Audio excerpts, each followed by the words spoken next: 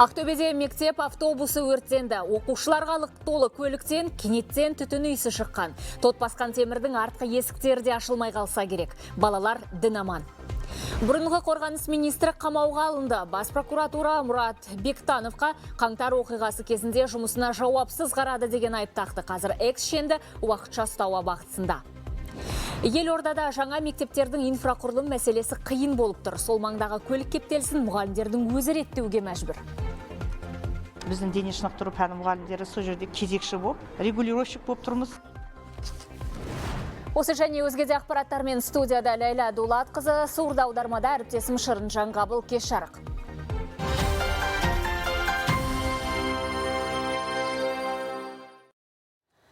Бүгін Ақордада Монғолия, Грекия, Индонезия, Марокко, Канада, Израиль және Мажарстан елдерінің елшілері қазақ басшысына сенім грамоталарын табыстады. Қасым-Жомарт Тоқаев дипломаттардың жұмысы тарихи кезеңге тұспа-тұс келгенін айтап өтті. Яғни биыл екі жақты қарым-қатынастың орнағанына 30 жыл толады. Кездесу кезінде президент қаңтар оқиғасына қатысты тағы бір ойын айтып қалды. Ақордадағы рәсімнен тілші тарқатады. Қазақстан Республикасының президент сарайына қош келдіңіздер.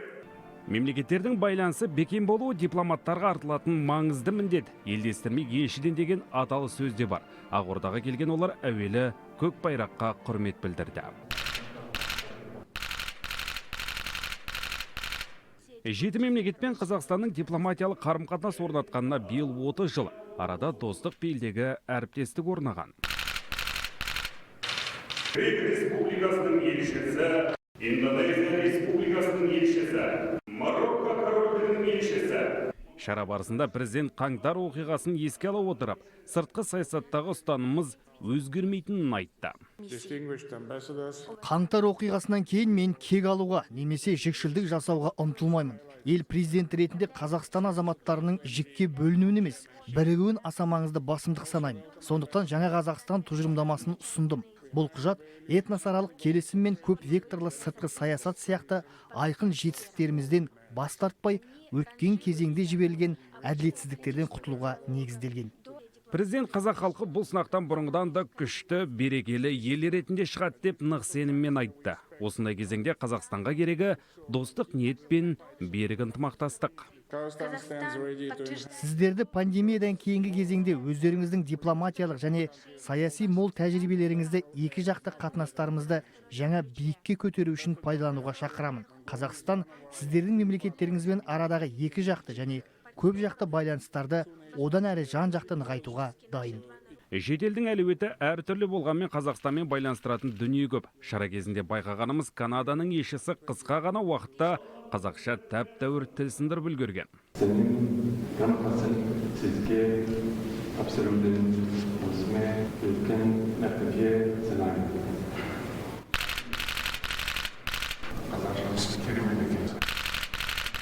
Қайырлы күн, барлығы низқа.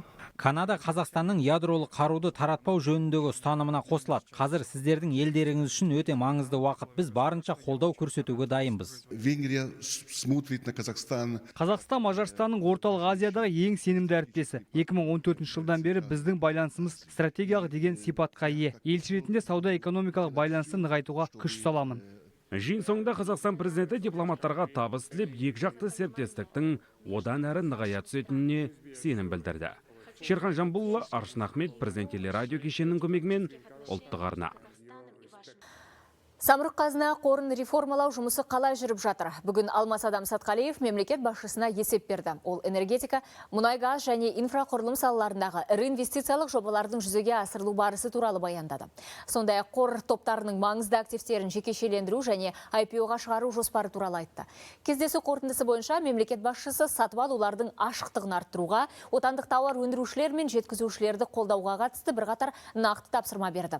Сондай-ақ президент Қызылорда облысының әкімі шағымын қабылдады. Гүлшара Абдықалықованың сөзінше, облыстағы экономиканың негізгі көрсеткіштері артқан.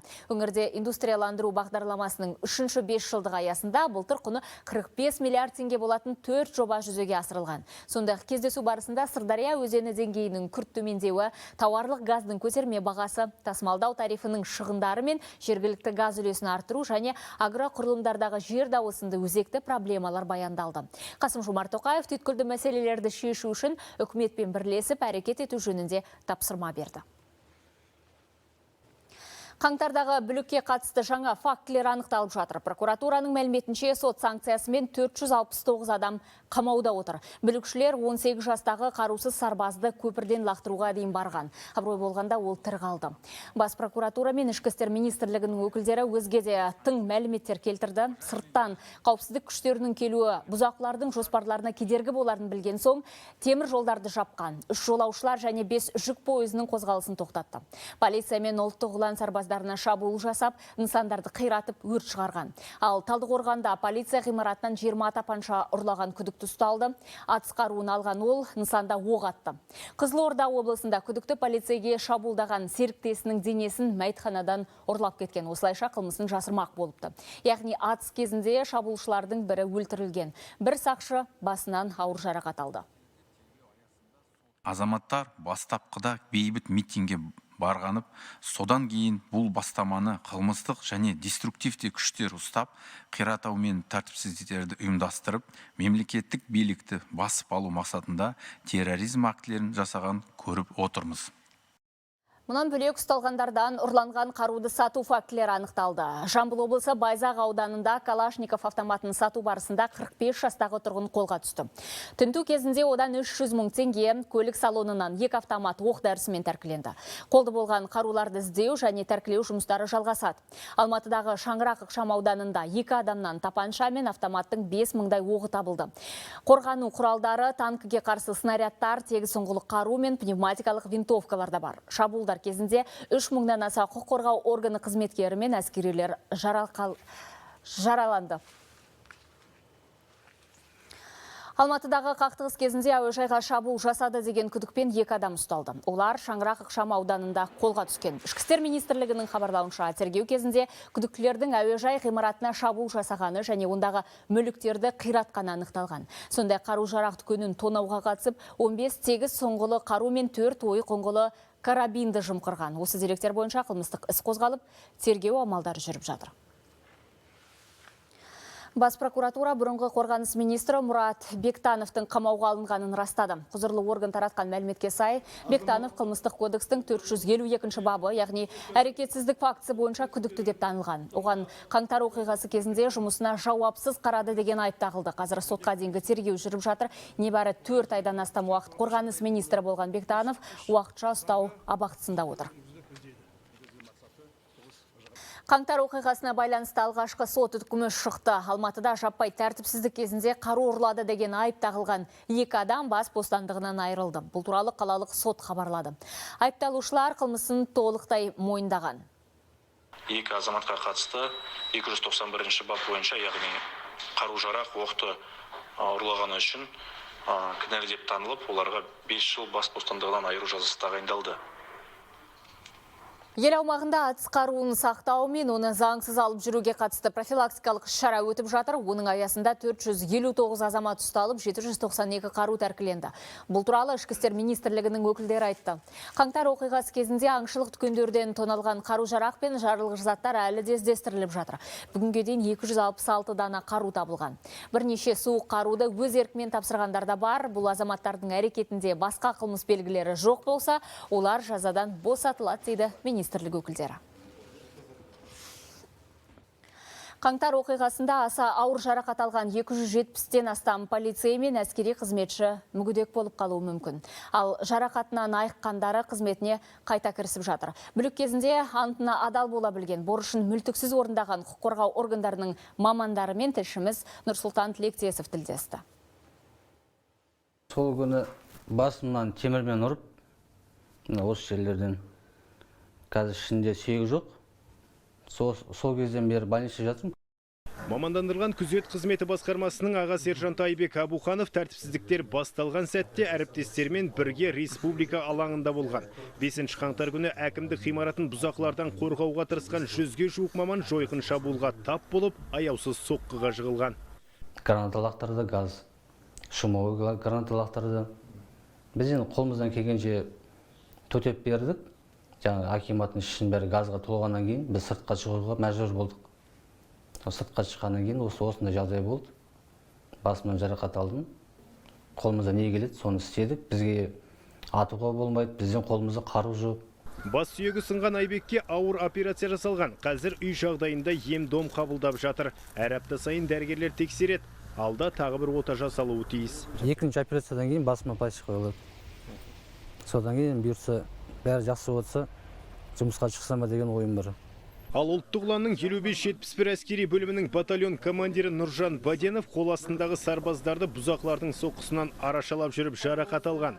Айтуынша әскери борышын өтеп жүрген боз балалардың қолында тек өздерін қорғауға арналған қалқан мен каска және резеңке таяқтан басқа ештеңе болмапты. Бір азамат кеп пышақ тақады маған. Киіміңді шеш, былай ауыстыр. Мен онда ешқандай айттым, шешпеймін. Содан бәрі соққыға жықты. Содан жағым сынып кетті өшеден. Тісім сынды. Бірақ тұрдық. Ұлттық ұлан подполковнигінің сөзінше әскери батальон бұзақыларды Төле би даңғылы мен Байтұрсынов көшелерінің қиылысында тоқтатпақ болған. Бірақ қару-жарақтың түр-түрін ұстанған бүлікшілер сарбаздарды аяусыз соққыға жыққан. Жалпы жаппай тәртіпсіздіктер кезінде ұлттық ұланның 100-ге жуық техникасына зақым келіп, 2 әскери қызметші ажал құшты. Ал 400 әскер жарақат алған. Алматыдан Нұрсұлтан Тілектесов, Ерболат Қуанышев, Бауыржан Сәлмеке, Қазақстан ұлттық телеарнасы. Өзгеде ақпараттар, Батыс Қазақстанда 12 адам қар құрсауынан құтқарылды. Олардың 7-еуі бала. Боранды күні Шыңғырлау ауданы Ақтау ауылы маңында 3 көлік жолда қалған. Оларды құтқарушылар мен шаруа қожалығының жұмысшылары шығарып алды. Жолаушылар жақын маңдағы жылыту пунктіне жеткізілді. Өңірде кеше жел тұрып, боран соқты. Бүгін күн жылынып, көктайғақ болады деп болжанып отыр. Ақтөбеде мектеп автобусы өртенді. Кірпішті ауылындағы нөмір 18-ші мектепке тиесілі көлік сол аумақтағы елді мекендердің оқушыларын тасымалдайды. Ақжар ауылы мен Саяжай аумағында тұратын балаларды алып келе жатқан автобус ішінен түтін иісі шыққан. Мектеп алдына келіп тоқтаған бойда мұғалімдер мен ата-аналар балаларды түсіріп үлгерген. Ешкім зардап шеккен жоқ. Іле-шала көліктің алдыңғы бөлігі жана бастаған. Жалын дер кезінде сөндірілді. Оқушыларды тасымалдауға наурыз айында жаңа автобус берілетін болды. Көне автобус. Оның вообще жағдайы 2 күннің бірінде бұзылады. 2 күннің бірінде автобус болмай қалады. Біздер осы жөнінде мысалға ол мына автобус көне, ішінің барлығы шірік, андай нелердің барлығы мысалға біз өзіміз мініп көрген жоқпыз. Балаларымыздан естігеніміз артқы есігі ашылмайды оның. Алдынан жанған огнетушителмен сөндірген. Балалардың барлығы әйтеуір аман түсіріп үлгерген. Бұған дейін жол апаты кезінде 3 бала өртеніп кеткенін айтқан едік. Ақтөбе қаласының оңтүстік айналма жолында келе жатқан жеңіл көліктің жүргізушісі алдындағы машинаны басып озбақ болған. Алайда жүк көлігіне соқтығысқан. Жеңіл көлік жол жиегіне аударылып кетіп, жүргізуші терезеден сыртқа ұшып түскен. Салдарынан көлік өртеніп, 13 және 15 жастағы жеткіншектер мен 1 жасар сәби тірідей жанып кетті. Балалардың әкесі жедел жәрдем ауруханасына жеткізілген, өкінішке қарай ол да көз жұмды. Елордада мыңдаған бала күнделікті өмірін қатерге тігеді. Өйткені жаңа мектептердің маңындағы жол мәселесі шешілмеген. Мұғалімдер де жұмыс орнына жету үшін автобустан автобусқа секіріп, қалған жолды жаяулап, жалпылап жүр. Баласын мектепке жеке көлікпен әкелетіндер бір-бірімен соғылып қалмас үшін күніне 2 рет мектеп алдында кезекші болуға да мәжбүр. Таяуда ғана ашылған мектеп алды таңсәріден ығы-жығы. Тар жолда жүздеген көлік кептеліп тұр. Автотұрақ алаңы алақандай ғана жер. Баласын көлікпен әкелгендердің бір-біріне соғылып қалуы 2 күннің бірінде болатын жағдай. Ана бұрылыс бар ғой, сол жерден бастап пробка тұрады. Біз бұрылып кетіп, бұлай ана жаққа өтіп кетеміз. Мектепке жаяу келетіндердің жайы да мәз емес. Мыңдаған адам тайғанақ әрі тар жолмен бір мезетте жүруге мәжбүр. Асыққандар машиналардың арасымен де өте береді. Баланың қауіпсіздігіне алаңдаған ата-аналар құзырлы органдарға талай хат жазыпты. Бірнеше рет полицияны да шақырған. 3 баланы қағып кетті, сол кезінде бір әжені қағып кетті, былай сүрінігіп. Олар қарамайды ғой, кете береді ғой, машина тек қана өзінің баласын тастады, қалған жаяу жүретіндер, жаяу жүргіншілер, оларға қиын. Бұл мектепте 3,5 мыңға жуық бала оқиды. Оның 500-і қоғамдық көлікпен келеді. 60-қа жуық мұғалім де алыстан автобуспен қатынайды. Аялдама мен мектеп арасы алыс болғандықтан, олар бірнеше автобустың бағытын өзгертуді өтінген. Ата-аналардың сұрауы бойынша өткен сенбіден бастап осы мектепке жақынырақ 28-ші бағытта автобус келетін болды. Әзірге міне бұл бағанаға автобус тоқтайды деген белгі ғана ілінді. Ал енді адамдар, жолаушылар қай жерге түсетіні міне шамалап айтқанда осы түс деп айтуға болады. Аялдаманың өзі жоқ, бірақ әзірге тек ол жерде құрылыс контейнерлері ғана тұр. Бұл қиындықтар мектеп басшылығында әбден қажытқан. Баланың оқуы мен тәрбиесіне жауаптылар енді жол мәселесінде шешуі тиіс. Біздің мәшінен мына осылай соғылғанда сіздер кінәлісіздер деп бізді кінәлап жатты. Біздің дене шынықтыру пәні мұғалімдері сол жерде кезекші болып, соғылмасын деп регулировщик болып тұрмыз. Автобустың аздығы, аялдаманың жоқтығы, жолдың тарлығы көп мектепке тән проблема. Ата-аналар мен мұғалімдер қоғамдық көлік санын көбейтуді сұрайды. Бірақ көліктік компания мамандарының айтуынша, бұл проблема ақылдаспай атқарылған шаруаның салдары. Любой объект салыватқан кезінде көлік мамандарын шақырту керек. Осы жерге құрылыс болса, қалай келеді осы жерге адамдар? Қаншама адам келеді, оны бәрін жоспарлау керек. Жаңа мектептерге қатынау мәселесі көктем мен күзде тіпті қиындай түседі. Себебі асфальт төселмеген кей жолдар миы батпақ болып кетеді. Берік Көшербай, Бақтияр Омар, Қазақстан ұлттық телеарнасы. Жалғастырамыз. Елімізде эпидахуал жақсарып келеді. Өткен тәулікте 627 адамнан коронавирус анықталған. Бір адам қайтыс болып, 100 адам өте ауыр жағдайда жатыр. Оның 87-сі өкпені жасанды желдету аппаратына қосылған. Өңірлер бойынша айтсақ, Павлодар облысы сары аймаққа өтті. Қызыл деңгейде Алматы мен Солтүстік Қазақстан облысы қалды. Ақмола мен Қостанай облыстары да сары аймақтан. Қалған өңірлер қауіптің жасыл деңгейінде. Ресейде коронавирусты анықтайтын детектор шығарылды. Жаңа құрылғы ресми түрде тіркелді. Дәрігерлер елде вирустың 5-ші толқыны шарықтау шегіне жеткенін мәлімдеді. Коронавирусқа қарсы екпені халықтың 60%-ға жуығы салдырған. Кей өңірлерде ұжымдық иммунитет 100%-ға жеткен. Мамандар жазға дейін маска тағу, әлеуметтік қашықтықты сақтау сынды шектеулер алынып тасталуы мүмкін дейді. Ал Гамалей атындағы ғылыми зерттеу орталығының мамандары коронавирусқа қарсы тағы бір жаңа вакцина шығарылатынын хабарлады. Ол вакцина Ухань, Дельта және омикрон штамдарына қарсы тұра алады. Сынақ кезеңіне 600 адам қатыспақ. Гонконгта коронавирус жұқтыру оқиғалары күрт көбейіп барады, сондықтан ковидке шалдыққандарды емдейтін оқшаулау орталықтарын салу шұғыл түрде қолға алынды. Өйткені ауруханалар індет жұқтырғандарды қабылдап үлгере алмай отыр. Сонымен қатар муниципалдық тұрғын үй кешендері мен отельдер, спорт залдар да карантин орталықтарына айналмақ. Нәтижесінде госпитальдерде коронавирус пациенттері үшін қосымша 20 мың орын ашылады. Бұған дейін ауырғандардың көп болғаны сонша, оларды тіпті жауын шашында далада емдеуге тура келген. Гонконг бүгінде пандемияның 5-ші толқынмен күресіп жатыр. Оны тоқтату үшін 7,5 миллион тұрғынды толық тестілеу мәселесі қарастырылып жатыр. Байден мен Путин Украина төңірегіндегі дағдарысты талқылау үшін саммит өткізуге келісті. Мұны Франция президенті Эммануэль Макронның кеңсесі мәлімдеп отыр. Алдағы келіссөздер Еуропада соңғы ондаған жылдардағы қауіпсіздік дағдарысын дипломатиялық жолмен шешуге мүмкіндік беру мүмкін. Саммиттің мән-жайы ақш пен Ресейдің жетекші дипломаттарының кездесу кезінде нақтыланбақ. Кремльдің баспасөз хатшысы Дмитрий Песковтың сөзінше, Ресей Украинаға басып кіреді деген мәлімдемелер жағдайдың шиеленісуіне әкеледі. Және де ол Мәскеудің тіпті соғыс деген сөзді айтуды қаламайтынын жеткізді. Кремль Украинаға шабуылдау ниеті жоқ екенін үнемі мәлімдеп келеді. Ал америкалық барлаушылар Кремль Украина маңындағы әскеріне басып кіру туралы бұйрық бергенін анықтаған. Мұны New York Times газеті мен CBS телеарнасы хабарлап отыр.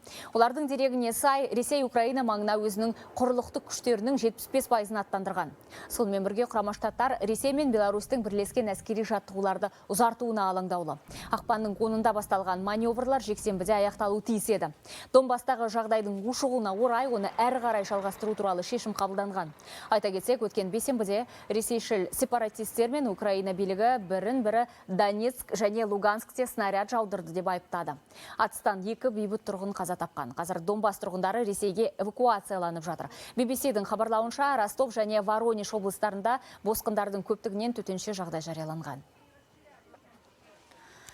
Ресейдің Украинаға басып кіру қаупіне байланысты Люфтганза және Swiss Air компаниялары Украина астанасына ұшақ рейстерін уақытша тоқтатты. Әуе рейстері бұл бағытқа ақпанның соңына дейін ұшпайды. Бұған қоса германиялық Люфтганза өз ұшақтарын Киевпен қоса Одесса қаласына да жібермейді. Қос әуе компаниясы бұл шешімді жолаушылар және экипаж қауіпсіздігі үшін қабылдағанын түсіндірді. Олар жағдайды жіті бақылап, түрлі елдердің үкіметтермен және халықаралық құрылымдармен үнемі байланыста болатынын мәлімдеді. Ал өзгеріске орай жолынан қалған жолаушылар басқа рейстерге ауыстырылмақ. Бразилияның Петрополис қаласында алапат су тасқыны мен лай көшкіні кезінде жоғалып кеткен тұрғындарды іздеу операциялары жалғасып жатыр. BBC-дің хабарлауынша 5 күн бұрынғы алапат кезінде 120-дан астам адам із-түзсіз кеткен. Ал қаза тапқандар саны 171-ге жетті. Құрбандардың 27-сі балалар мен жасөспірімдер. Іздеу құтқару жұмыстарына арнайы дайындықтан өткен иттер де тартылып отыр. Бүгінге дейін батпақ пен үйінділер астынан 300-дей машина шығарылды. Ал Қыратқа жақын орналасқан кварталдардың бірінде 80-нен астам үйді лай басып қалған. Көміліп қалғандарды іздеуге қайта-қайта жауған жаңбыр кедергі жасап жатыр. 2050 жылға қарай мұхиттар балыққа емес пластикке толады. Осылай дабыл қаққан Еуропа экологтары жаһан елдерін пластиктен бас тартуға үндеуде. Себебі пандемия кезінде бір реттік пластик ыдыстардың өндірісі күшейіп, олардың қоршаған ортаға залалы артқан.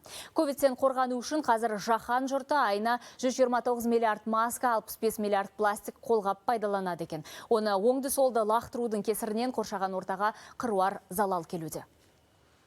Көшелер, өзен көлдердің, теңіздердің жағалауы қазір мынадай медициналық маска, резеңке қолғаптар мен зарарсыздандыру ерітінділері құйылған пластик құтыға толы. Бұл әлем елдеріне ортақ көрініс. Пандемияға дейін теңіз мұхиттарға жылына 8 миллион тонна пластик түсетін. Ковидтің кесірінен бұл көрсеткіш 4 миллион тоннаға көбейіп, қазір жылына 12 миллион тоннаға жеткен. Теңіз жануарлары масканы көгілдір түсті шөпке, ал пластик пакетпен қолғапты медузамен шатастырып қоректенеді. Нәтижесінде полимерлерді қорыталмай тұншығудан былтыр 100 мың тасбақа, 300 мың кит пен дельфин қырылған. Жағаға шығып қалған өлекселердің асқазанынан экологтар 20 келі маска, полиэтилен пакет шығарған.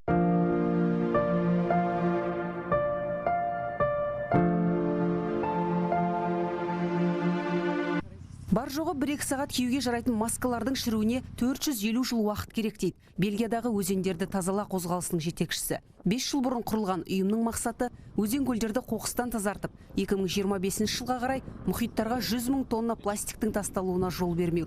Қозғалыс еріктілерінің қатарына қоршаған ортаны қорғау министрі де қосылды. Еріктілермен бірге бүгін біз өзендерді 1 миллион келі пластиктен тазарттық. Еріктілердің көп болғаны қуантқанмен, қоқыстың көбеюі алаңдатады. Әр адам қоқысын жинап, табиғатта аялауды өзінен бастауы керек. Микропластик бәрінен де қауіпті. Пластиктің майда бөлшектерін біз ауамен жұтып, тамақпен бірге жеп жатырмыз. Ол адамның ұрықтану қабілетін әлсіретеді. Табиғатты қоқыстан тазарту үшін қазір әлемнің 57 мемлекетінде бөлімшеміз бар. Енді Қазақстанда да белсенді жұмыс атқарып, еріктілердің санын арттырсақ дейміз. Экологтар пластикті өңдеуде емес, өндіруді тоқтату арқылы ғана қоршаған ортаны сақтап қалуға болатынын айтады. Былтырдан бастап Еуропа елдері бір рет қолданатын пластик ыдыстарды тұтынуға, шығаруға тыйым салды. Осы бастаманы енді жаһан жұрты да қолдайды деген үмітте. Еуропадан Нұрсұлу Қасым, Бауыржан Дүйсенбекұлы, Қазақстан ұлттық телеарнасы. Наурыздан бастап кәсіпкерлер үшін салық төлеушінің паспорты енгізіледі. Бұл не үшін қажет, қандай кәсіпкерлерге арналған? Экономика жаңалықтарында әріптесім Ақерке Бектас айтады. Қайырлы кеш, Ақерке. Кеш жарық, Ләйла. Ол қоғамдық тамақтану орны бар және саудамен айналысатын кәсіпкерлерге қатысты. Бұл бизнес иесінің ақпараттық картасы болмақ.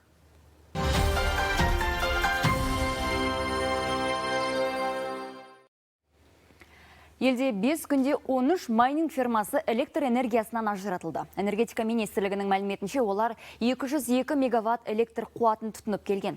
Бұл майнинг фермалары қазір жұмысын тоқтатты. Аса көп қуатты Қарағанды мен Павлодар облысында орналасқан фермалар пайдаланған. Сонымен бірге Түркістан, Ақмола, Қостанай облысы, Нұр-Сұлтан қаласы, Алматы, Шымкент қаласындағы фермаларда заңсыз электр қуатын тұтынып келген. Бұл іске қатысты жедел тергеу жүргізіліп жатыр, ал тағы 2 өңірде криптомайнингпен айналысатын қызметін қалаумен тоқтатты. Бөлшек саудамен айналысатын салық төлеушілер тауарға ілеспе жүк құжат толтырмайды. Елордадағы мемлекеттік кірістер департаменті өкілдерінің айтуынша, мұндай кәсіпкерлер акциздік өнімнен басқа тауарларды растауға міндеттелмейді. Ал сатушының виртуалдық қоймасынан 30 күн өткен соң автоматты түрде шығарылады. Бұл мәселе қазір қоғамда қызу талқыланып жатыр. Бұған дейін кәсіпкерлер палатасының өкілдері тауарға ілеспе құжат дайындаудан босатуды сұраған. Олар қосымша ауыртпалық жұмысты тежейтінін айтқан. Ал кірістер комитетінің мамандарының айтуынша, бұл көлеңкелі тауар айналымының алдын алу үшін керек. Жалған жүк алушылар атына немесе банкрот деп танылған, сонымен қатар жойылған компаниялардың атына құжаттарды рәсімдеуді болдырмау үшін енгізіп жатыр. Егер алдыңғы жылдары 10.900 факт анықталған болатын болса, жалған алушылардың атына келген тауарлардың 259-ға дейін төмендеді. Наурыздан бастап қоғамдық тамақтану орны бар немесе саудамен айналысатын кәсіпкерлер үшін салық төлеушінің паспорты енгізіледі. Бұл кәсіпкерлердің ақпараттық картасы болмақ. Паспортты бизнес иелері бақылау касса машиналарының жанына және жалпыға бірдей қолжетімді орынға орналастыруға тиіс. Осы арқылы азаматтар кәсіпкерлік нысан туралы ақпаратпен бірге оның алкоголь өнімдеріне лицензиясы бар жоғын біле алады. Балаларға арналған тегін әуе билетін алу үшін ішкі туризм саласындағы туроператорға жүгіну қажет. Kids Go Free бағдарламасына қазір 9 туристік компания қатысады. Демек, тегін билеттер кез келген мақсатқа берілмейді. Тек туристік бағытқа жолдама алған 2 жастан 17 жасқа дейінгі балаларға арналған. Қазір тегін әуе билеті бар турпакетті сатып алушылар бар. Осы айда алғашқы жолдаманы Түркістанға бару үшін ағасы мен қарындасы алған. Әзірге Kids Go Free бағдарламасына 357 миллион теңге бөлінген. Елде пайдалы қазбалар өндірумен айналысатындар міндетін дұрыс орындамай келген. Кен орындарын тексеру кезінде олармен арадағы 175 келісімшарт анықталған. Пайдалы қазба мен көмірсутек шикізаты бар кен орнын пайдаланушылардың лицензиясы қайта тексеріледі. Енді олардың әрекетіне қарай жұмысын тоқтату туралы тиісті хабарлама жіберілмек. Кейін жаңа инвесторларға беру үшін кен орындары аукционға шығарылады. Бүгінгі экономика жаңалықтар осындай, Лейла. Рахмет Ақерке, хабарымызды жалғастырамыз.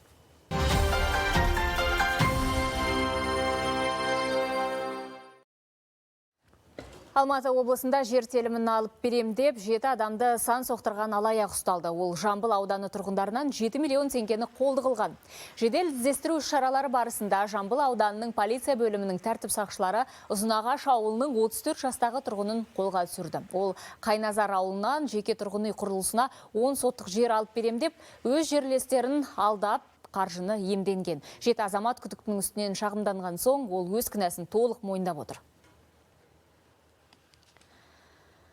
Атыраулық шаруалар мал жүнін өткізе алмай жүр. Қазір қожалық иелері сұраныс болмағасын табиғи өнімді қоқысқа тастауға не өртеп жіберуге мәжбүр. Ал елдегі жалғыз жүн өңдейтін кәсіпорынның жұмысы туралы тілшіміз Жандос Темірғали мәселені зерттеп көрді.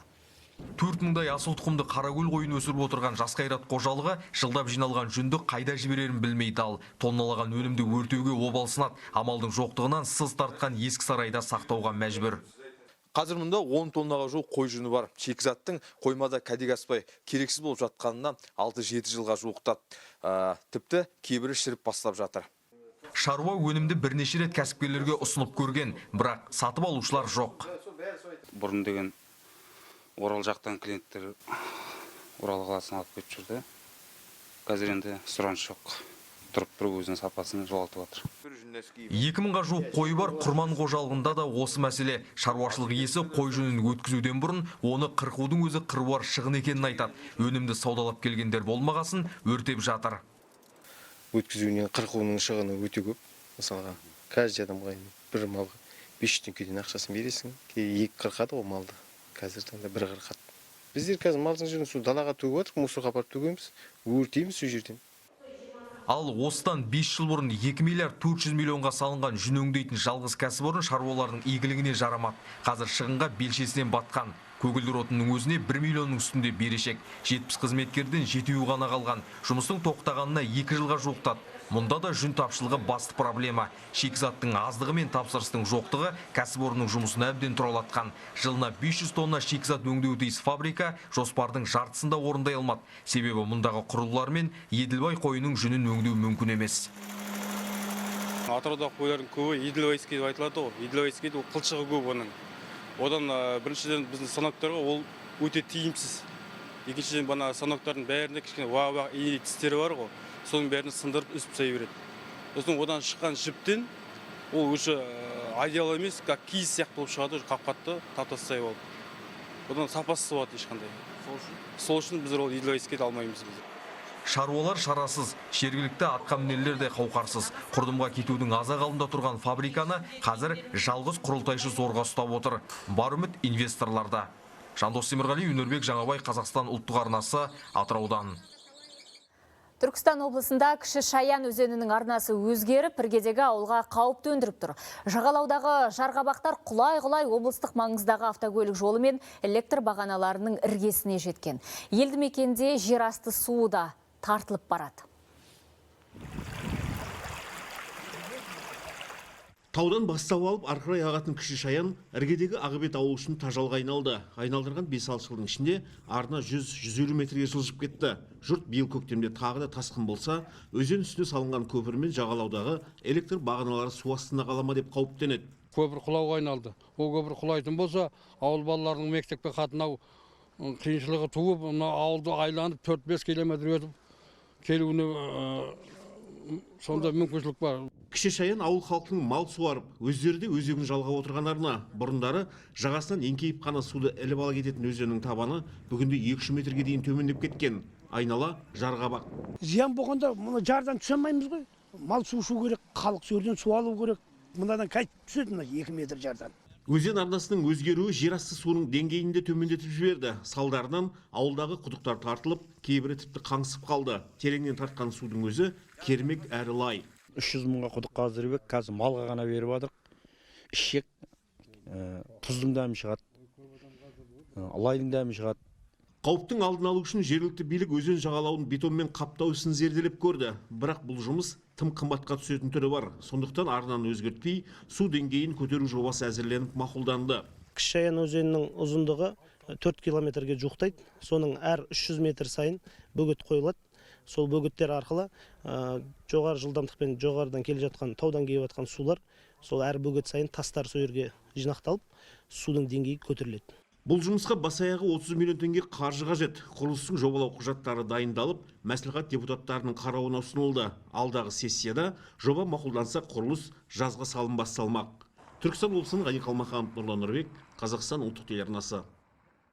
Ал Қызылорда облысы Арал ауданында Қарашалан көліне құятын каналдың суы тартылып, балық шабақтары қырылып жатыр. Мамандар өлекселерден сынама алып, зертханалық тексеру жүргізуде. Сырдариядан тарайтын каналдың жалпы ұзындығы 1 шақырымнан асады. Өзен деңгейі тым төмен түсіп кеткелі, оған мүлдем су құйылмаған. Тартылған каналдың әр жерінде ойық пайда болып, қыста қалың мұз жапқан. Осы үзілген аралықта торта, табан, ақбалық шабақтары қырылып қалған. Әзірге зертханаға алынған сынама қорытындысы шыққан жоқ, бірақ мамандар себеп салдарын болжаммен топшылап отыр. Хабар соңында тағы бір ақпарат. Алматыда бұқаралық ақпарат құралдары арасында шағын футболдан жарыс өтті. Сайысқа 8 команда қатысты. Доп додасы қазақ журналистикасының майталмандары біртуар азаматтар Нұртілеу Иманғалиұлы, Амангелді Сейітхан және Бейсен Құранбекті еске алу құрметіне ұйымдастырылды. Республикалық турнирде өнер көрсеткен журналистер алаңда өздерінің мықтылығы мен дайындықтарын көрсетті. Үздік ойнаған Жетісулық Қарекет футбол командасы 1-ші орын иеленсе, халық арна ұжымы 2-ші орын алды. Шығыс ақпарат құрамасы үздік үштіктен көрінді. Жарысты тамашалауға жанкүйерлермен қатар марқұмдардың отбасы мүшелері мен туыстары да қатысты. Олар өз естеліктерімен бөлісті. Журналистер спортқа өте бейім болады. Нұртілеу ағаларында спортты жақсы көретін. Сондықтан осындай шараға мен шынында да іштей қуанып тұрмын. Алла разы болсын, рахмет. Сәттілік тілеймін. Нұр ағаларының, Бейсеннің, осы Амангелдінің жолын берсін, шығармашылығын берсін осы студия журналистерге. Бүгінгі айтарымыз осы, алда ауа райы болжамы. Мен өздеріңізбен қоштасамын, аман сау болыңыздар.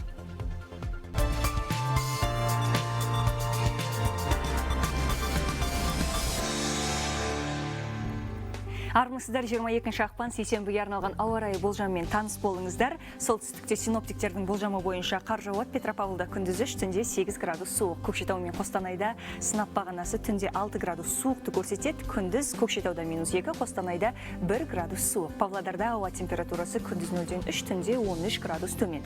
Орталықта күн бұлтты, Қарағанды мен Жезқазғанда түнде 9 градус суық, күндіз Қарағандыда -3, Жезқазғанда -1.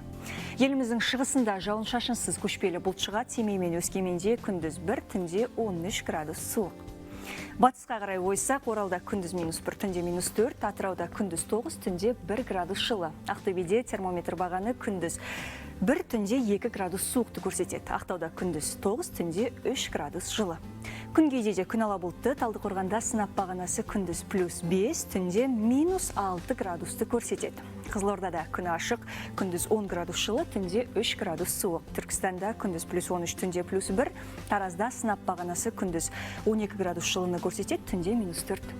Мегаполистерге келетін болсақ, Шымкентте күндіз 14, түнде 1 градус жылы. Алматыда термометр бағаны күндіз +6, түнде -4 градусты көрсетеді. Нұр-Сұлтанда ауа температурасы күндіз 0-ден 3, түнде 7 градус төмен. Назар аударып тыңдағандарыңызға рахмет, ұлттық арна қосулы болсын.